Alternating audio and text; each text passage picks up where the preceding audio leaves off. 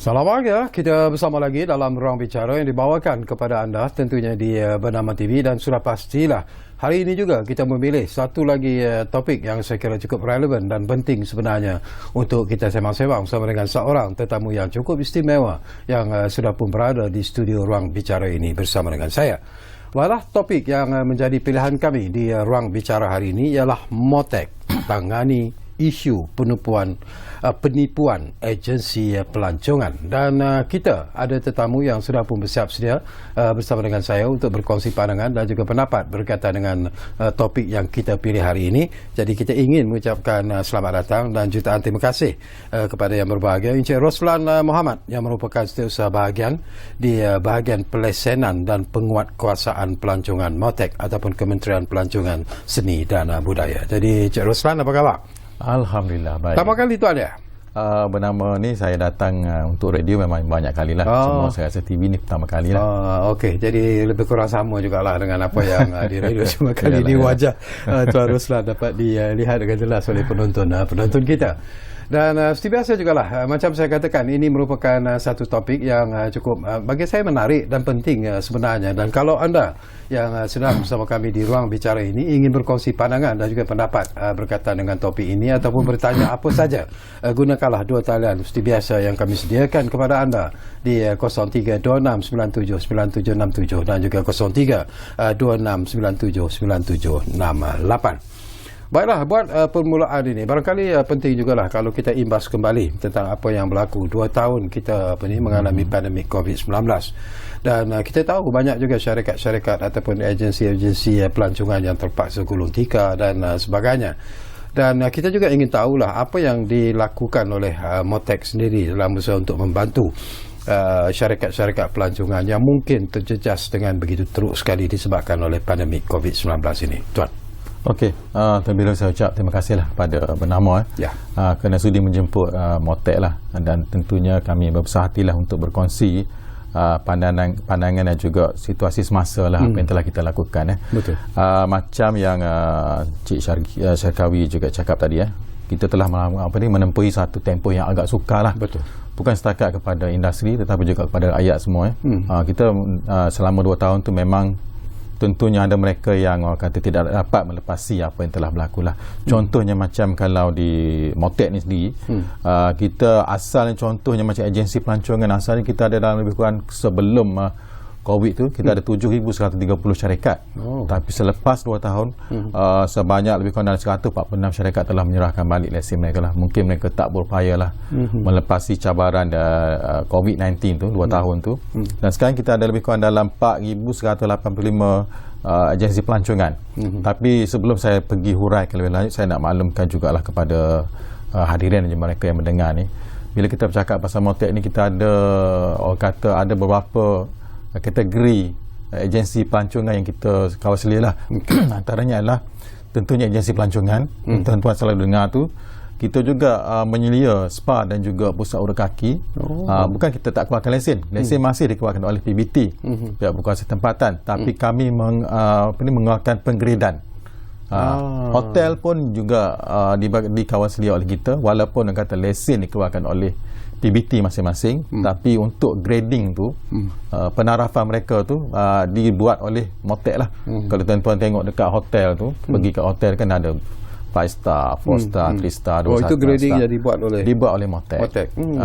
Sebab tu kita jangan keliru dengan kita pergi dekat hotel sekarang, kita tengok kalau di kaunter kita tengok ada setengah tu dia pakai dikeluarkan oleh booking.com, dikeluarkan oleh Traveloka dan sebagainya. Itu bukan kami. MOTEK tu kalau tuan tengok kat star yang warna golden tu adalah dikeluarkan oleh MOTEK lah. Yang tu kita akan buat secara 3 tahun sekali dan sebagainya lah. Dan kita juga ada tourist guide, pemandu pelancong yang juga lesen dikeluarkan oleh MOTEK. Ada juga homestay. Dan homestay juga ada pihak yang keliru lah. Homestay tu bukan yang homestay yang banyak iklan dalam surat khabar, dalam media sosial tu. Homestay kita lah pengalaman homestay, yang mana pelancong duduk bersama-sama dengan tuan rumah dan buat beberapa aktiviti yang berkaitan dengan kampung lah. Contohnya macam nanam padi, melihat orang membela ayam dan sebagainya. Itulah pengalaman homestay yang sebenarnya lah. Inap desa. Tapi yang menyewa rumah tu untuk tujuan homestay, itu di bawah Motek ataupun kalau yang macam tu lebih kurang ada bilangan dalam 3,200 lebih kurang macam tu lah. Itulah yang berdaftar dengan dengan Motek sebenarnya. Yang itu berdaftar dengan Motek. Okey, itu antara benda-benda. Okey, apa yang balik semula kepada soalan yang Encik Jirim tanya, Syekh Kawi tanya tadi, apa yang telah kita bantu? Motek memang sentiasa prihatinlah kepada industri industri pelancongan.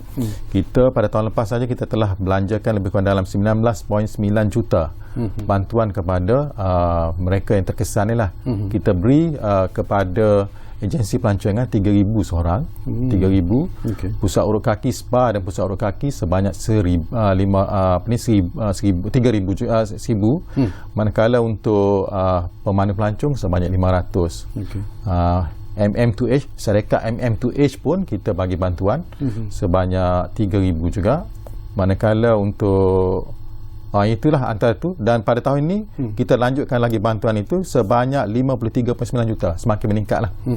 Maksudnya kalau saya nak bagi contoh, kalau travel agent tu dia dapat lebih kurang 15,000 sejak daripada tahun 21 sampailah tahun ni. So bantuan tu memanglah orang kata tak dapatlah nak membantu 100%, tapi at least dapatlah meringankan beban sikit lah bagi mereka. So bantuan lain lagi yang kita bagi adalah bantuan yang bukan keuangan. Antara contohnya kita juga kita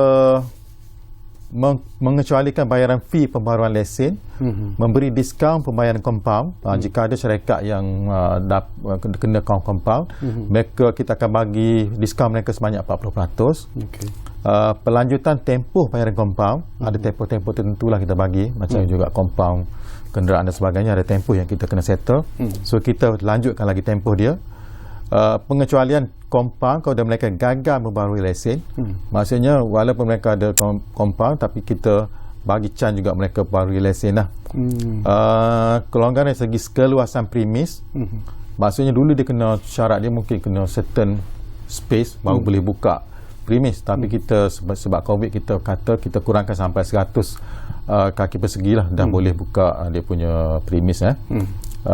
Dan kita benarkan juga mereka ni untuk co-share, ataupun kita benarkan mereka untuk penyewaan premis dengan orang lain juga. Contohnya macam kalau selama ni premis mereka tu guna untuk tujuan menawarkan tiket pelancongan dan sebagainya, so kita benarkan mereka share dengan orang lain untuk mungkin masa COVID tu memang tak boleh jualkan pakej pelancongan sebab orang tak boleh melancong kan. Betul. So mungkin kita benarkan mereka untuk jual makanan dan sebagainya, buat bisnes lain lah, supaya mereka dapat at least dapat menambahkan pendapatan lah. Itu antara bentuk-bentuk bantuan yang kita bagilah pada masa mereka. Dari pemerhatian dan juga kajian yang dibuat oleh Motek sendiri, selepas 2 tahun kita mengalami satu situasi yang begitu mencabar sebenarnya disebabkan oleh pandemik COVID-19 sekarang ini, seolah-olah kita sudah pun mula bernafas sebenarnya. Dan apakah Tuan melihat bahawa dengan apa yang dilakukan oleh pihak kerajaan sendiri, melonggarkan, tidak ada lagi sekatan PKP dan sebagainya, apakah Tuan melihat bahawa ia memberi semacam nafas yang cukup segar semula kepada industri pelancongan di negara kita sebenarnya? Sudah tentunya, sebab kita sekarang ini memang kita tahun 2022 merupakan tahun recovery period untuk kita lah. Dan kita dan apa yang kau kata amazingnya, yang luar biasanya untuk industri pelancongan, hari pertama dia buka tu orang dah berlari-lari dah melancong. Betul. Kalau dia masuk excited lah. Semua excited. Kalau di Motek tu kami gunakan istilah sebagai kata revenge tourism. Masing-masing nak balas dendam sebab ada 2 tahun tak dapat keluar. Buka aja, besok hotel dah fully book. Boleh nak kata fully book lah, setengah hotel memang fully book pun. Tapi masing-masing dah boleh recover. At least cuma yang berlaku sekarang ni yang terbalik pula. Bila kita tengok industri hotel pula tak dapat pekerja yang cukup. So mereka kalau kata mereka ada hotel dengan hotel yang tinggi, mereka tak boleh buka sepenuhnya, sebab kalau mereka buka akan berlaku, kita dengar dulu viral dulu, masa mula-mula buka dulu ada hotel yang 3 jam 4 jam nak check in tak dapat. Betul. Sebab tak cukup pekerja. Sekarang mereka mengalami kekurangan pekerjaan lah, sebab demand terlalu tinggi untuk hotel tapi pekerja tak cukup. So tapi ada juga Cik Roslan, berlaku perkara yang mungkin agak mengejutkan adalah ada juga hotel-hotel yang bertaraf 5 bintang, 4 bintang ditutup. Jadi apakah ini juga memberi impak ataupun kesan sebenarnya kepada industri pelancongan kita? Kita fahami walaupun kata walaupun ada yang survive dan mesti ada juga mereka hotel-hotel yang terpaksa ditutup lah pada masa berkenaan dan mereka tak dapat recover lah. Itu kita faham lah, kita kalau boleh nak bantu juga industri perhotelan, tapi mungkin bilangan mereka terlalu tinggi ataupun bantuan kita nak bagi pun terpaksa lah tinggi, sebab kalau macam untuk peringkat agensi pelancongan 3,000 tapi takkan kita nak bagi bantuan kepada hotel 3,000 kan. So yang tu bergantung kepada kreativiti hotel masing-masing lah macam mana nak survive. Sebab saya difahamkan ada setengah hotel tu dia menjual dahulu advance. Maksudnya semasa COVID-19 tu walaupun orang tak boleh menginap tapi dia siap-siap menjual dulu.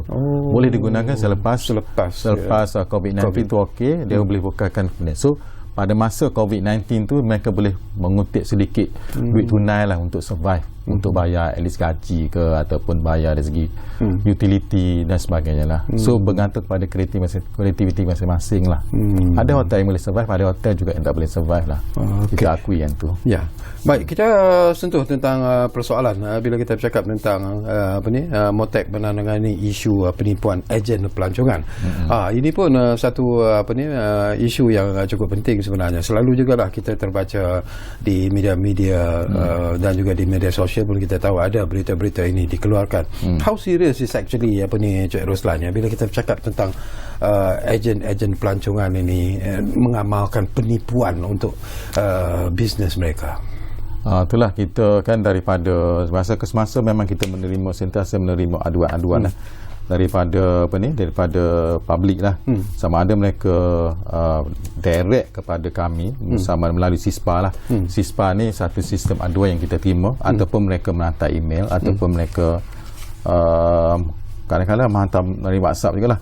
So kalau ikut rekod kita daripada tahun 2015 sehingga Oktober 2021 kita terima lebih kurang dalam 436 aduan lah, yang meliputi bermacam-macam lah. Ada yang penipuan package, iklan mengelirukan, kadang-kadang merubah tarikh penerbangan tanpa beritahu awal, menyebabkan kawan tu mula-mula mereka boleh pergi, tapi bila dah ubah tarikh mereka dah tak boleh sebab mereka dah ada benda lain nak buat kan.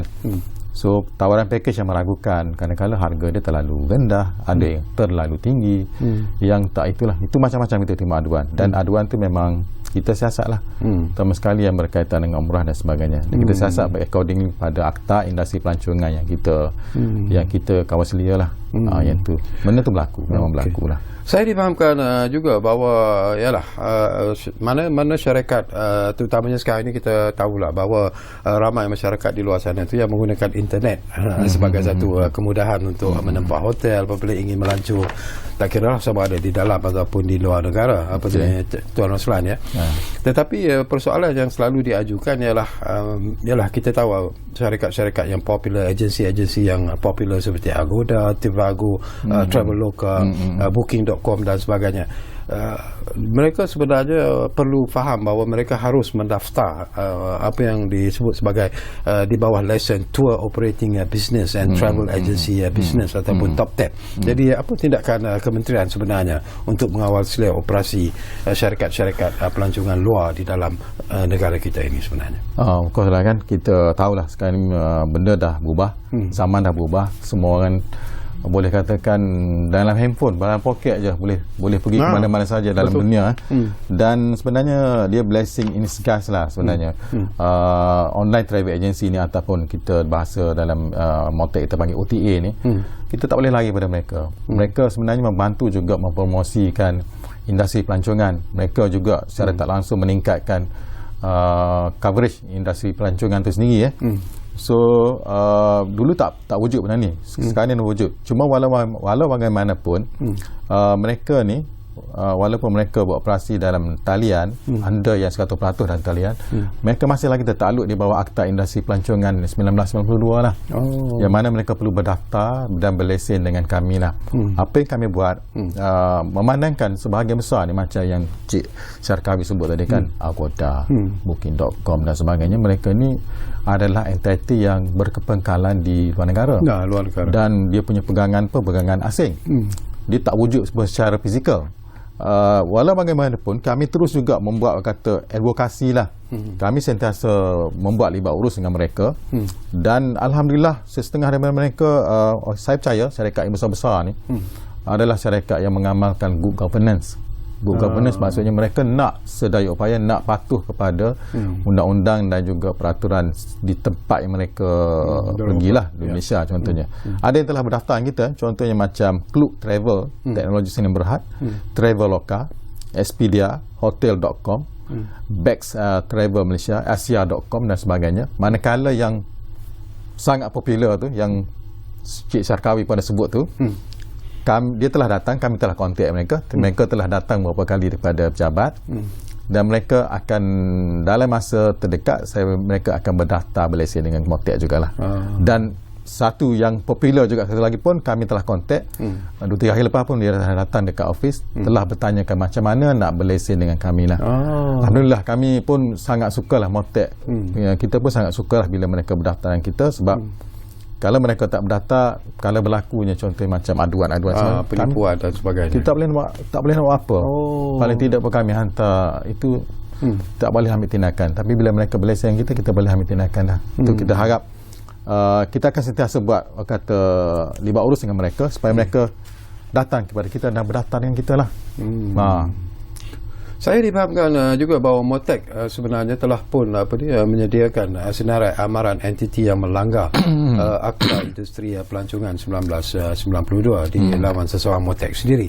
Apa tindakan Motek setakat ini ke atas mereka yang mungkin tidak mematuhi akta ini sudahnya, Tuan?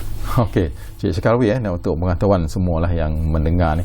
Sebenarnya senarai entiti ni telah ada lama sebenarnya dalam kami punya laman web rasmi Motek tu. Tapi mungkin orang ramai tak tahu. Tak tahu. So saya ingat minggu lepas saya dan juga kawan dan juga bila bincang dengan kata kita buat infografik lah kata. Mungkin infografik ni orang lebih tengok. Once dia disiarkan dalam kami punya media sosial, dalam kami punya website tu, rupa-rupanya memang meletup. Dia memang virality dia sangat tinggi lah. Kami pun terkejut. Tak sangka dia punya virality sampai tinggi macam tu. So sebenarnya tujuan kita siarkan amaran inilah macam juga saya ingat agensi lain pun ada macam Bank Negara Malaysia pun dia ada watchlist, KPD NHCP pun ada dia punya senarai. So kami pun kena popularkan jugalah. Kenapa kami nak buat benda tu sebab gini, bila saya ada buat perbincangan dengan SKMM pasal ni, kami kata ni ada senarai nama yang senarai nama yang melanggar peraturan, tak berlesen dengan kita. So mereka aktif dalam media sosial, boleh tak mereka padamkan? Dan kita dimaklumkan oleh SKMM untuk www.com tu memang boleh, .com.my tu boleh lah sebab tu di bawah bidang kuasa SKMM.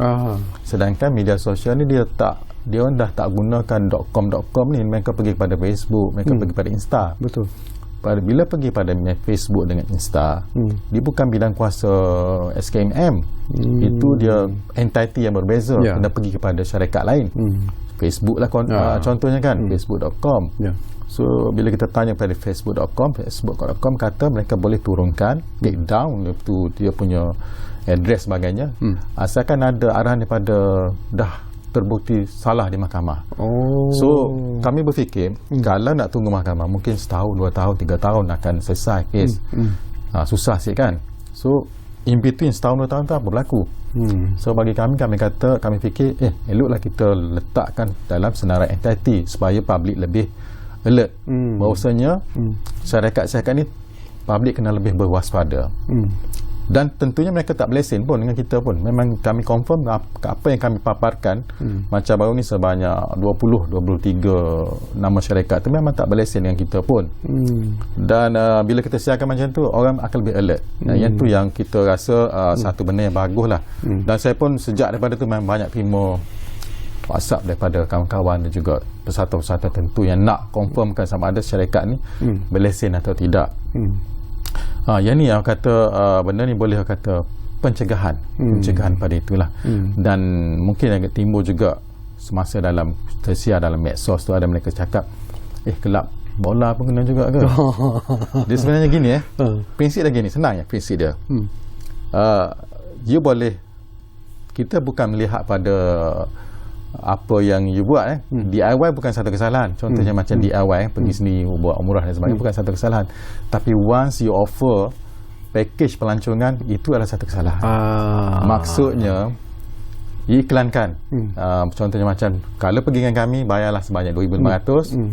Dalam package tu adalah pengangkutan, ada makanan, ada penginapan dan sebagainya. Itu dah jadi package pelancongan. Bila dah jadi package pelancongan, dia jatuh di bawah Seksyen 5 Akta Industri Pelancongan, yang mana tiada seorang pun boleh menjalankan atau mengendalikan atau menganjurkan dirinya sebagai menjalankan atau mengendalikan perniagaan pengendali pelancongan atau penajaan agensi pengeran. So itu dah satu kesalahan lah. Maksudnya bila once you dah offer package, contoh yang saya boleh bagi sekarang ni dah jadi macam trend lah. Kawan-kawan ada 3 orang nak pergi luar negara kan, dia kata jom kita pergi melawat katalah Korea lah, tempat popular Korea lah. Aku dah biasa pergi sana, follow aku pergi. So kawan-kawan dia ni bawa lah kawan dia 3 orang ni. Dia cakap kita book hotel ni, kita beli flight ni, kita naik Air Asia, contohnya Air Asia kemas ke, kita naik, kita pergi sana, kita jalan lah 4 hari 5 hari kita balik. Itu okey, tak ada masalah. Walaupun ada yang mengadu kat kami, kenapa you tak ambil tindakan pada dia ni. Sedangkan dia ni dah iklan dalam Facebook kan. Kita tak boleh ambil. DIY bukan satu kesalahan, tapi dia menjadi kesalahan bila dia offer package, buat tawaran pada orang lain. Dia mula iklan, dia kata okey, datang dengan saya dah biasa pergi Korea, saya boleh bawa you 5 hari. Kalau pergi dengan travel agent 7,000, pergi dengan saya 3,000 saja, termasuk pengangkutan, termasuk apa-apa sekali, semua sekali. Penginapan. Itu dah jadi satu kesalahan, dah jatuh fall bawah Akta Industri Pelancongan. Itu kena beza lah yang tu. Okey, apa ni Tuan Roslan, semakin menarik sebenarnya perbincangan ini. Tapi seperti biasalah, kita akan berehat dulu buat seketika. Kepada anda yang mungkin ialah ingin berkongsi pandangan anda, juga pendapat ataupun berkongsi pengalaman anda yang mungkin pernah menjadi mangsa penipuan dalam package pelancongan ini, kenapa tidak gunakan kesempatan ini untuk memanggil kami? Kami sediakan 2 talian kepada anda, 0326979767, 0326979768. Kita rehat dulu, kembali semula sebentar lagi. Ruang Bicara, mana lagi tentunya Bernama TV. Kita jumpa lagi selepas ini.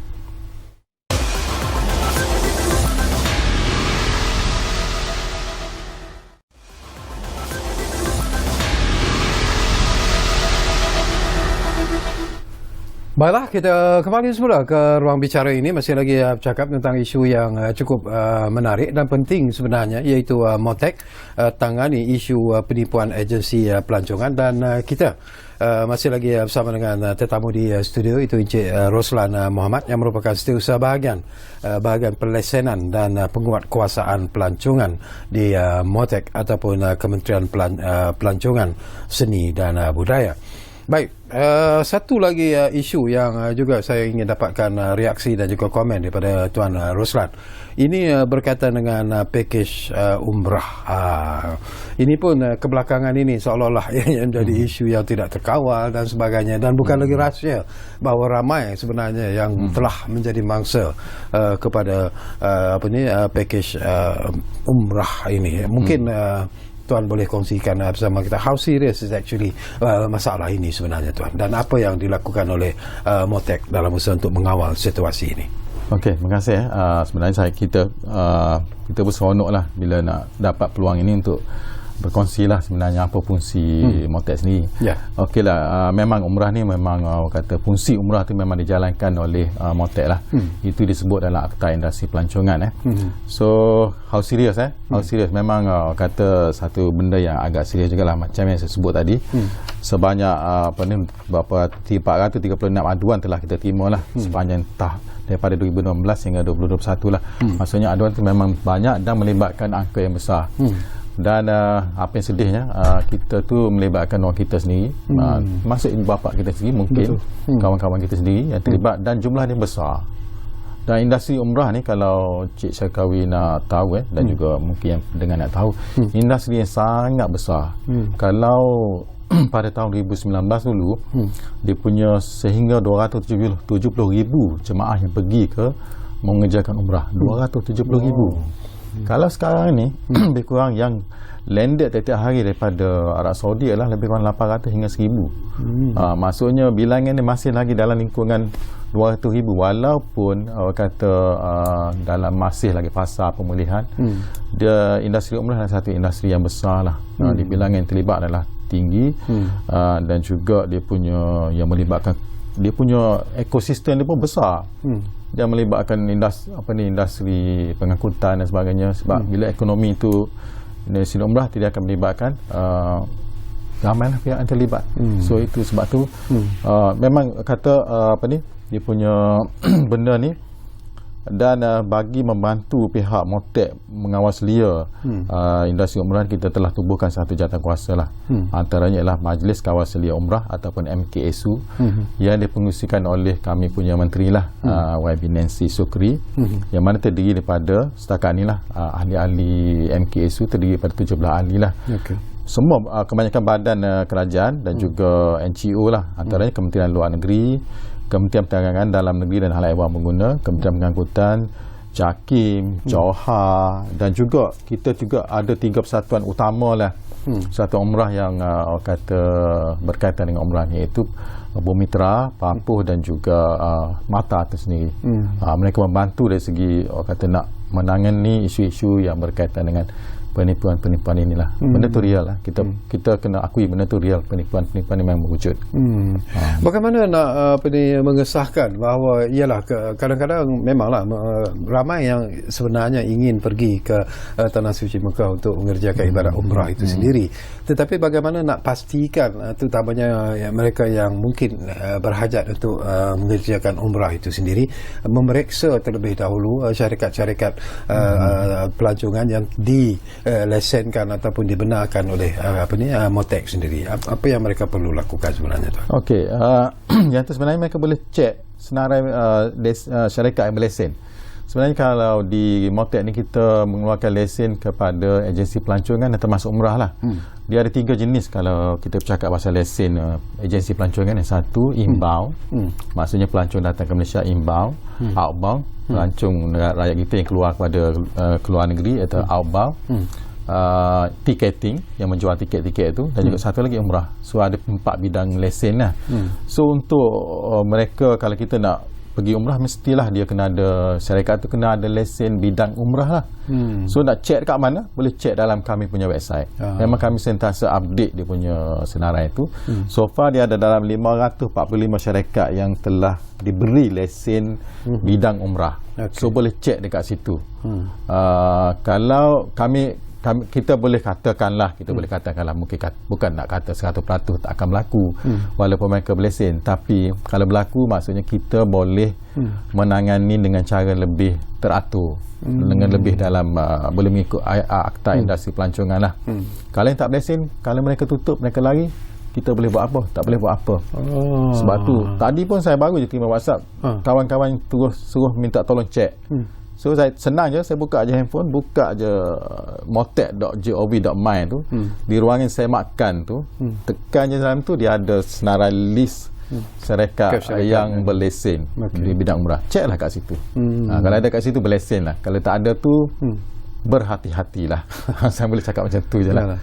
Dari aspek competition, bila kita bercakap tentang 545 syarikat yang dibenarkan untuk membawa pakej umrah itu, mungkin ialah kita bercakap tentang persaingan di antara syarikat-syarikat itu sendiri, dan dalam usaha untuk menarik pelanggan itu, mereka terpaksa menawarkan ataupun memberikan tawaran-tawaran yang mungkin very competitive lah. Mungkin syarikat A memberi tawaran sebegini, katalah 5,000, syarikat ini kata okey, kalau you pergi dengan syarikat kami ini, kami hanya charge 3,000 misalnya. Jadi apakah itu juga tidak di bawah kawalan Motek sebenarnya?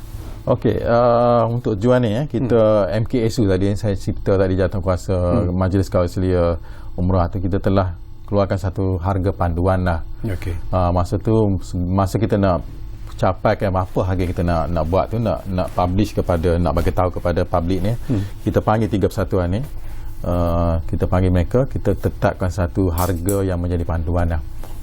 Kalau masa tu kita letakkan, sekarang ni kita letakkan 6,990. Okay. Maksudnya harga ni dia tak boleh lari daripada harga 6,990 lah. Walau bagaimanapun Motek taklah kata akan ambil tindakan kalau dia syarikat tu menawarkan 8,000, 9,000 ataupun 3,000, 4,000, 2,000 dan sebagainya. Kita itu di luar tak, sebab harga bukan satu kesalahan dalam kita punya akta lah. Okay. Tapi dia merupakan satu tool yang baik, alat yang baik bagi kami untuk membuat pengawasan. Contohnya macam kalau dia menawarkan harga sampai 2,000 terlalu rendah, 3,000, sedangkan harga panduan kita 6,000 lebih. Macam tak logik dah, harga flight saja dah 2,000 lebih. Macam mana you boleh tawarkan 2,000 lebih? Takkan you naik perahu kot. tak boleh kan. So alert pada kami boleh buat pertanyaan pada syarikat, kenapa kamu boleh tawarkan harga yang terlalu rendah? Dah tak logik dah. So kita boleh buat pertanyaan yang boleh menyiasat lah. Dan kalau harga terlalu tinggi sampai 9,000, 10, saya pernah terima aduan baru ni 100,000 lebih. Wow. So saya sendiri pun buat call syarikat tu, saya tanya macam mana boleh harga ni. So dia terangkan, dia kata syarikat ni dia ada macam charter flight jet dalam bilangan kecil, dia siap, dia ada dia punya pembantu peribadi lah, bukan muasasah, mutawif ke begitulah. Mereka yang incah kepada setiap orang tu, mungkin ada ustaz seorang ke macam mana lah. Hotel dia berdekatan dengan 5 star, 6 star kiblat dan sebagainya. Hotel 5 star, makan mungkin lebih lagi pada orang lain. So harga dia okey. Kita tidak mengambil tindakan, tapi merupakan alat bagi kita untuk membuat pertanyaan, siasatan dan sebagainya. Dan publik pun boleh tengok sebagai panduan lah. Harga tu kami dah pertimbangkan banyak segi lah. Jarak dengan kiblat, berapa star hotel, makan berapa kali, berapa jenis kenderaan dia naik dan sebagainya. So harga tu harga yang munasabah lah buat masa tu. Baik, satu lagi isu juga yang mungkin mengejutkan kita pada satu ketika, iaitu ia berlaku pada 7 hari bulan Julai tahun 2022. Ini ialah bakal jemaah haji Furada. Ini pun menimbulkan satu isu yang banyak diperkatakan lah. Ialah kita tahu betapa kecewanya mereka yang menjadi mangsa kepada penipuan ataupun kepada apa yang berlaku inilah. Sebenarnya bila kita sebut tentang haji Furada itu, apa yang Furada itu sebenarnya apa tuan? Okey, memang kau kata insiden tu insiden yang sangat menarik perhatian semua pihak lah, sebab melibatkan jumlah yang ramai 380 orang tersadai di KLIA, dan tersadai bukan dalam tempoh yang singkat 2-3-4 hari tersadai kat sana. Dan saya rasa kita tak pernah berlaku bilangan yang besar gitu dan malangnya benda ni berlaku pada zaman sekarang lah. Zaman yang orang boleh ambil video sekejap boleh viral kan. So dia akan menjadi lagi besar, lagi rumit, complicated. So pada hari tu memang kami pun turun, Motek pun turun. Berbalik pada soalan Cik Syafawi tadi, apa dia sebenarnya Furada? Furada ni orang kata satu keistimewaan yang diberikan kerajaan Arab Saudi, memberikan kuota tambahan, kuota selain daripada kuota yang biasa kita dapat tiap tahun tu lah. Contohnya macam tahun ni tabung haji dapat kuota lebih kurang dalam 14,300 kuota, yang tu yang kita anggap sebagai rasmi lah. Manakala untuk Furada ni dia kuota berlainan. Biasanya kekuatan ni adalah orang kata hak kepada Kerajaan Arab Saudi untuk beri kepada mereka yang tertentu bagi menjaga hubungan baik antara Kerajaan Arab Saudi dengan Kerajaan Malaysia. Yang mengeluarkan kota ni siapa? Adakah pejabat kedutaan Arab Saudi ataupun individu daripada Arab Saudi itu? Saya difahamkan dia dikeluarkan oleh kedutaan Arab Saudi sendirilah. Okay. Itu hak mereka lah. Dan bilangan mereka pun terpulang pada mereka kan. Cuma saya nak refer balik pada soalan tu. Bila saya baca balik, sebab benda tu bukan di bawah bidang kuasa MOTAC, so saya terpaksa refer kepada pihak tertentu lah. Ini tuan, sekarang kita tengah tayangkan video yang menunjukkan jemaah haji Furada yang terkandas di KLIA itu. Itulah ramai betul mereka terpaksa menunggu tu, termasuk ahli keluarga tu lah yang menunggu. Kesian. Okey, yang tu sekali saya baca tu, kalau kata berikutan daripada kenyataan daripada yang berbahagia Datuk Seri Syed Saleh Syed Abdul Rahman dalam siaran media pada 23 Jun 2022 tu, maksudnya sebelum benda ni berlaku, dia telah nyatakan, dia kata tahun ni Arab Saudi tak keluarkan visa Furada pun. So bila tiba-tiba ada pihak yang sampai 380 yang menunggu visa Furada tu, so benda agak orang kata kita pun tertanya-tanya lah macam mana pula kenyataan tu agak bercanggah. So benda ni akhirnya menjadi besar dan telah disiasat oleh banyak pihak lah. Dan berikutan daripada itu juga, syarikat tu kita telah cek syarikat berkaitan. Saya tak boleh sebut nama syarikat dan syarikat telah kita siasat dan memang mereka ada lesen lah dengan MOTAC. Syarikat tu memang ada di bidang umrah sekalipun. Dan sehingga kini kita banyak pihak telah ambil tindakan. Contohnya macam PDRM pun telah charge syarikat ni di mahkamah di bawah Seksyen 27 lah. Bawah Seksyen 27 ni Akta Tabung Haji. Manakala bagi pihak MOTAC sendiri pun kita tak berdiam diri sebab mereka berlesen dengan kita, so kita kena ambil tindakan. Apa yang kita buat sekarang, kita telah keluarkan notis untuk notis pengantungan syarikat di bawah Seksyen 8 syarikat tersebut. Seksyen 8 Akta Industri Pelancongan, memang kita telah keluarkan notis. Kita bagi peluang pada mereka untuk membuat jawapan lah. Sebab kenapa dia orang tak boleh digantung lagi. Dan jika seterusnya kita akan pergi kepada Seksyen 8 juga, iaitu membatalkan lesen mereka lah jika bukti-bukti wujud bahawasanya memang ada asas untuk kita batalkan lesen mereka.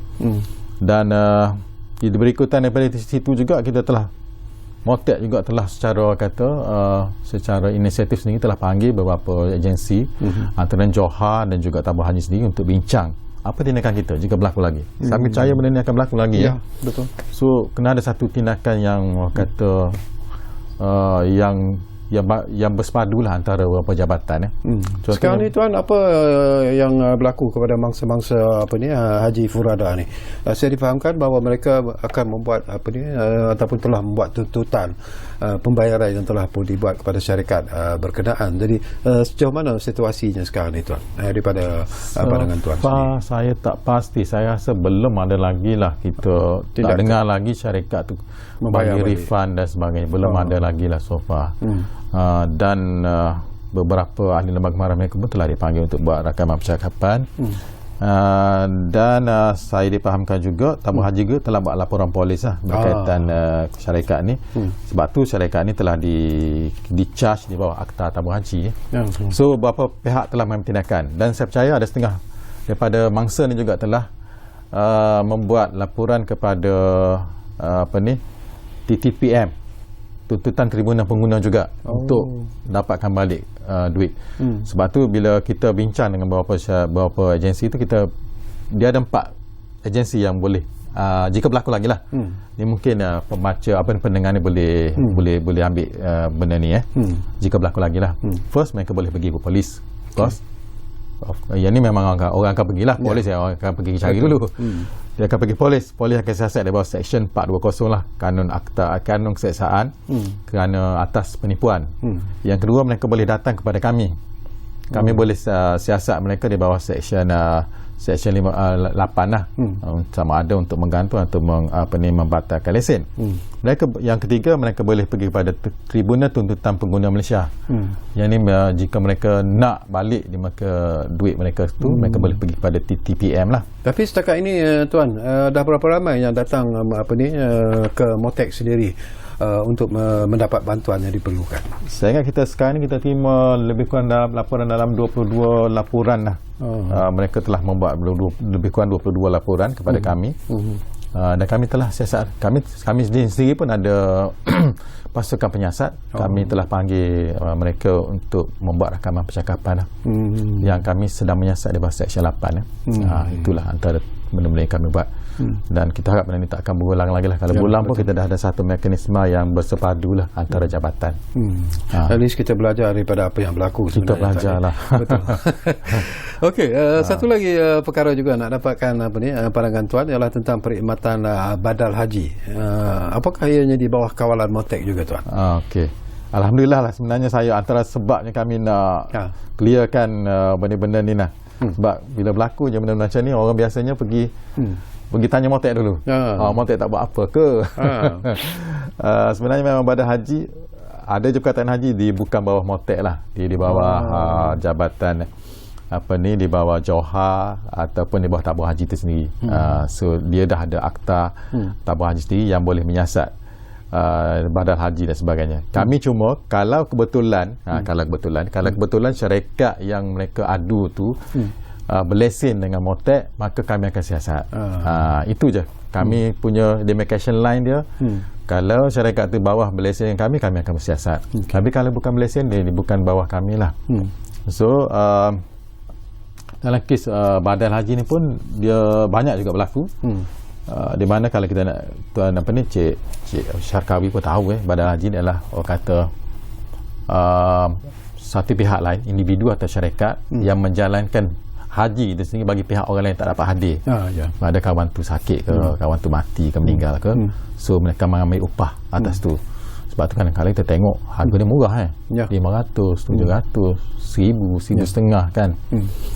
Benda tu ada yang menawarkan benda macam sekarang pun masih ada lagi saya tengok. Banyak lagi berlaku dekat medsos kan, mereka menawarkan walaupun ada dah beberapa kenyataan daripada pihak tabung haji dan juga pihak tertentu bahawasanya harga yang ditawarkan macam tak munasabah lah.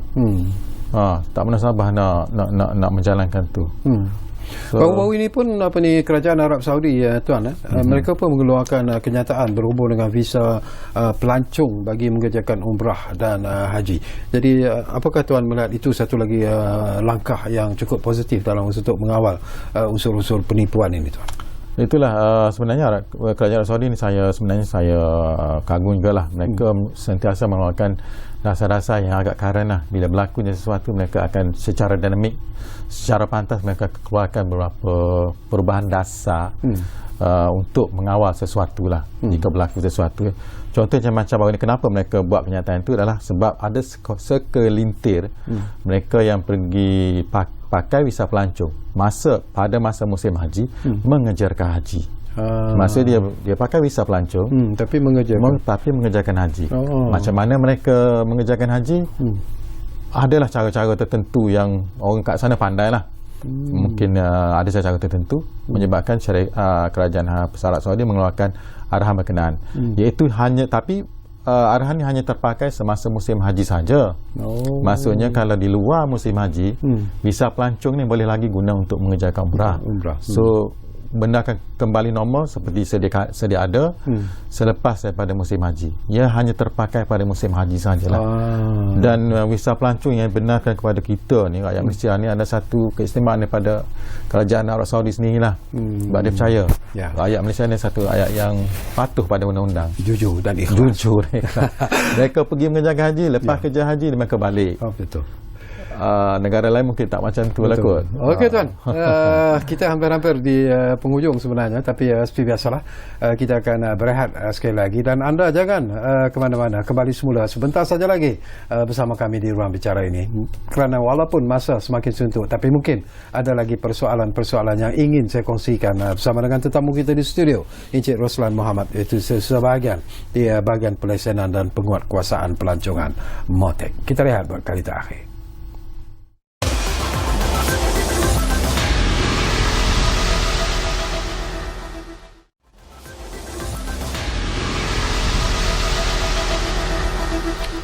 Baiklah, kami cukup berterima kasih kalau anda masih lagi menumpukan perhatian bersama kami di Ruang Bicara ini. Kita hampir di penghujung sebenarnya, tetapi ada lagi persoalan yang mungkin boleh kita kongsikan bersama dengan tetamu kita yang berada di studio, bercakap tentang MOTEK tangani isu penipuan agensi pelancongan. Baik, sebelum kita menyentuh tentang harapan dan juga saranan MOTEK lah kepada rakyat keluarga Malaysia khususnya, kita juga nak dapat pandangan MOTEK sendiri, Cik Roslan sendiri secara ikhlas dan jujur lah. Terpengaruhnya kita dengan tawaran-tawaran yang begitu menarik sebenarnya. Kadang-kadang ditawarkan sesuatu yang tidak dijangkakan, di luar kedudukan logik misalnya. Bagaimana kita harus menilai dan meneliti sebelum kita terpikat dan menerima tawaran yang dibuat oleh pelbagai agensi pelancongan itu, Tuan? Itulah Cik Syakawi, memang dah mungkin budaya kita kot, mungkin jadi kata dalam masyarakat kita sukakan sesuatu benda yang murah-murah murah-murah lah kan. Sebab tu bila kita musim tawaran murah tu offer dan sebagainya, kita ramai berpusu-pusu nak pergi beli dan sebagainya. Dengan andaian murah tu murah betul lah, lebih murah daripada dalam tawaran hari biasa-biasa lah.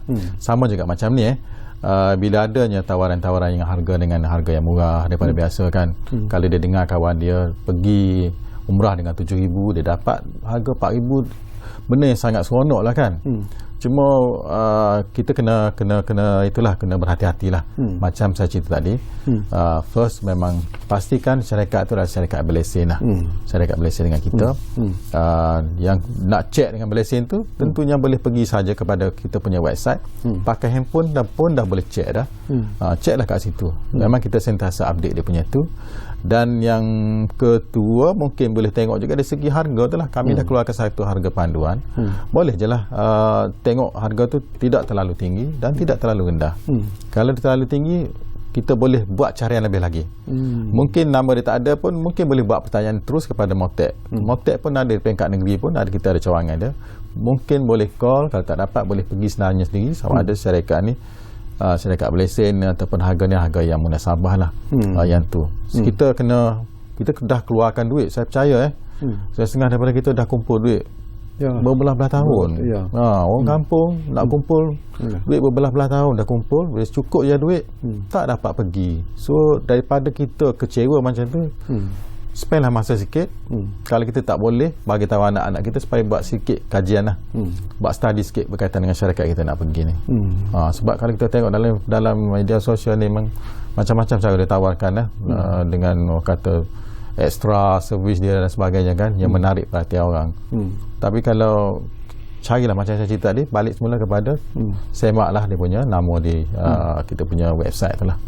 Saya nak kembali semula sedikit sebelum kita masih ada masa lagi sebenarnya Tuan Roslan. Nak kembali semula kepada isu Haji Furada tadi itulah. Tadi pun Tuan menyebut bahawa sudah ada kenyataan yang dikeluarkan oleh pihak Arab Saudi bahawa mereka tidak akan lagi mengeluarkan kota untuk Haji Furada ini, dan itu mungkin satu perkhabaran yang menggembirakan. Tetapi walaupun harga yang ditawarkan untuk untuk mengerjakan Haji Furada itu jauh lebih tinggi daripada apa yang sedia ada, seperti yang ditawarkan oleh ataupun disediakan oleh tabung haji misalnya, atau yang disebut oleh tabung haji. Kenapa begitu ramai masih lagi memikirkan untuk mengerjakan ibadah haji itu melalui haji kota Furada ini, Tuan? Okey, bila Haji Furada ni kan, macam saya cerita tadi, dia sebenarnya kenyataan daripada pengurusi tabung haji tadi menyatakan tahun ini tak dikeluarkan. Tapi saya percaya mungkin sebab-sebab tertentu kerajaan Arab Saudi tak keluarkan tahun ni. Mungkin dia keluarkan juga, cuma pihak tabung haji pun tak mendapat sumber-sumber lain mungkin dikeluarkan. Sebab saya difahamkan ada juga yang mendapat visa Furada berkenaan. Itulah saya rasa disebab kenapa orang masih lagi pergi walaupun visa Furada ni mahal. Ada setengah tu 10,000, 70, 60, 50 ribu. Sebab ada setengah syarikat daripada rakyat kita ni ada duit, dia orang berduit sebenarnya, cuma nak tunggu giliran tabung haji yang secara normal tu mungkin lambat. Betul. Mungkin kalau ikut daripada sistem tu, mungkin dikatakan tahun 2050. Dia kata sampai ke aku umur 2050 ni. So orang ada offer kuota lain selain pada kuota tabung haji ni, dia bersedia untuk pergi. Itu kenapa berlakunya orang masih berharap pada visa Furada walaupun harga dia sangat mahal lah. Cuma dikeluarkan atau tidak tu saya tak pastilah sebab tu bukan di bawah keseliaan kementerian saya lah, Kementerian Motek. Tapi kadang-kadang saya terfikir juga bila Tuan sebut tentang pengeluaran kota Furada ini. Yalah, ini soalannya agak sensitif, memerlukan jawapan yang ikhlas juga daripada Encik Ruslan sendirilah. Mungkin ada juga pakatan di antara pegawai-pegawai dalam kedutaan dengan syarikat-syarikat tour agencies ini, Tuan. Ini a bit sensitif lah, tak boleh jawab atau tak perlu jawab. Yalah, benda-benda macam ni sensitif lah kan. Betul. Melibatkan bukan setakat agensi, melibatkan negara lain lah, negara sahabat kita pun. Arab Saudi merupakan negara yang sangat baiklah, hubungan baik dengan kita. Dan kita harap apa yang saya sebut itu tidak berlaku sebenarnya, lebih sebagai persepsi ataupun andaian. Harap tak berlaku lah. Mungkin ada sekali tu terpencil ke macam mana tak tahulah, mungkin ada yang tu, tapi tak boleh jawab lah yang tu. Okey, kita di penghujung sebenarnya, ada lebih kurang 1 ataupun 2 minit saja lagi. Jadi harapan dan juga saranan Motek kepada rakyat keluarga Malaysia ini, silakan Tuan. Itulah bila kita sebut pasal umrah ni, orang satu yang dinanti-nantikan. Sebab tu orang kata rindukan tanah suci, keluar kata macam tu. Sebab orang memang mendambakan nak pergi mengerjakan umrah. Tak dapat haji, dapat umrah pun okey. Sebab haji dia you perlu tunggu kan. Giliran dia mungkin dapat tak dapat. Tapi umrah ni you boleh pergi anytime, sepanjang tahun. Kalau kita bercakap pasal berapa lama, musim haji ni mungkin 2 bulan je pun. Tak pendek je, 40 hari, 45 hari gitu je. Tapi umrah sepanjang tahun je boleh pergi menjalankan umrah. So peluang orang nak pergi umrah tu adalah lebih tinggi lah. Siapa ada duit je dalam 6,000, 7,000, 5,000 dah boleh pergi Malahan sekarang ni ada visa pelancong, boleh pergi sendiri pun. Bukan satu kesalahan pun pergi sendiri. Ramai yang DIY pergi sendiri. Dan setengah tu saya baca dalam media sosial pun, dengan 3,000, 4,000 dah boleh pergi buat umrah. So benda macam mengerjakan umrah satu benda yang dah macam biasa kan. Orang pergi umrah dah pergi sekejap lepas balik, dah tak ada siapa pergi hantar dah pergi umrah ni. Kerana zaman dulu berkali-kali lagi sebab dah berkali-kali dah biasa sangat. Kalau zaman dulu satu bas pergi hantar kan. Tapi sekarang dah orang tak hantar sebab benda dah jadi biasa. So benda tu berlaku dan akan berlaku lagi. So kita harap siapa yang nak pergi tu pun berhati-hatilah. Kita nak mereka yang pergi ni pergi dalam keadaan selamat, balik pun dalam keadaan happy. Pergi buat ibadat. Pergi buat sana kita nak hati yang tenang dan balik pun happy.